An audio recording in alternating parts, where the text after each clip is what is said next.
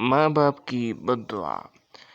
حضرت انس بن مالک رضی اللہ عنہ سے روایت ہے، رسول اللہ صلی اللہ علیہ وآلہ وسلم نے فرمایا، اپنی اولاد کو بد دعا نہ دیا کرو۔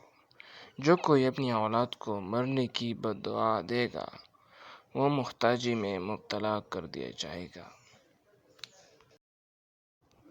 نمبر 2، گناہوں کی کثرت۔ رسول اللہ صلی اللہ علیہ وآلہ وسلم نے ارشاد فرمایا، بے شک آدمی محروم ہو جاتا ہے رزق سے گناہوں کی سبب جس کو اختیار کرتا ہے۔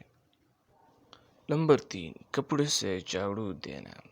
ابو علیس نے بستان میں لکھا ہے کہ جو شخص کپڑے سے جھاڑو دیا کرے تاخیر کو محتاج ہو جائے گا۔